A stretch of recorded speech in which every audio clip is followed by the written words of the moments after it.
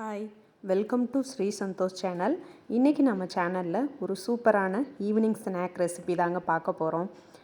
ரொம்ப சிம்பிளாக சீக்கிரமான டைமில் செஞ்சக்கூடிய ஒரு கேக் ரெசிபி தான் பார்க்க போகிறோம். டீ கடையில் செய்யக்கூடிய இந்த கஜடா கேக் எப்படி பண்ணுறது அப்படின்னு தான் பார்க்க போகிறோம். உள்ளே சாஃப்டாக இருக்கும், வெளியில் நல்ல மொறுமொறுன்னு சாப்பிட்றதுக்கு டேஸ்ட்டாக இருக்கும். இது எப்படி செய்கிறதுன்னு பார்க்கலாம் வாங்க. இதுக்கு மைதா மாவு ஒரு கப் மைதா மாவு எடுத்துக்கோங்க, அரை கப் சீனி, ரவை, ஒரு முட்டை எடுத்துக்கோங்க, கொஞ்சம் பச்சரிசி மாவு. இது மட்டும் இருந்தால் ஈஸியாக செஞ்சிடலாம். ஒரு முட்டையை உடச்சி ஃபஸ்ட்டு ஊற்றிக்கிடுவோம். ஊற்றிட்டு விஸ்கு வச்சு இந்த முட்டையை நல்லா கலந்து விட்ருங்க. முட்டையை நல்லா கலந்தோம்னா தான் அந்த சாஃப்ட்டு கிடைக்கும் போண்டாவில். இப்போ அரை கப்பு சீனி சேர்த்துக்கிறேன். இந்த சீனியவும் கொஞ்சம் கரையிற அளவுக்கு நல்லா சேர்த்துக்கோங்க. சேர்த்து நல்லா அந்த முட்டையோடு கலந்துட்டிங்கன்னா ஒரு க்ரீம் மாதிரி கிடச்சிரும். இப்போ நல்ல ஒரு க்ரீம் மாதிரி கிடச்சிருச்சு. இதில் ஒரு கப் அளவு மைதா சேர்த்துக்கோங்க. 2 டீஸ்பூன் அளவுக்கு ரவை சேர்த்துக்குருவோம். 3 டீஸ்பூன் அளவுக்கு அரிசி மாவு சேர்த்துக்கோங்க. அரிசி மாவு 3 டீஸ்பூன் சேர்த்துக்கிறலாம். இதில் கொஞ்சமாக ஏலக்காய் தூள் சேர்த்துக்கோங்க. ஏன்னா அந்த முட்டை இருக்கிறதுனால ஸ்மெல் வராமல் இருக்கிறதுக்காக ஏலக்காய் தூள் வாசனைக்கு சேர்த்துருக்கேன். இப்போ இதில் கொஞ்சமாக ஒரு 1/4 டீஸ்பூனுக்கும் கம்மியாக உப்பு சேர்த்துக்கிறலாம். அது மாதிரி 1/4 டீஸ்பூனுக்கும் கம்மியாக பேக்கிங் சோடா சேர்த்துருக்கேன். இப்போ இது எல்லாத்தையும் கையை வச்சு நல்லா மிக்ஸ் பண்ணி நல்லா ஒரு மாவு வந்து நல்லா சப்பாத்தி மாவு மாதிரி பிசைஞ்சு வரணும்.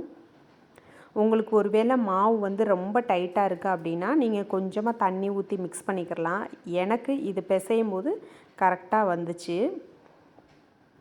தண்ணி எதுவும் நான் சேர்க்கலை, அந்த மிக்ஸ் பண்ண அளவுலேயே கரெக்டாக இருந்துச்சு. அதனால் இதே அளவுகளோடு செஞ்சு பாருங்கள். இப்போ 1 டீஸ்பூன் நெய் சேர்த்துக்கிறேன். இந்த நெய் எதுக்கு சேர்க்குறோன்னா மாவு பிசையும் போது கையில் கொஞ்சம் ஒட்டாமல் வரணுன்றதுக்காக தான் இந்த நெய் சேர்த்துக்கிறோம். இது வரைக்கும் ஸ்ரீ சந்தோஷ் சேனலை சப்ஸ்கிரைப் பண்ணலைன்னா மறக்காமல் சப்ஸ்கிரைப் பண்ணிக்கோங்க. பக்கத்தில் இருக்க பெல் ஐக்கானை கிளிக் பண்ணிக்கோங்க.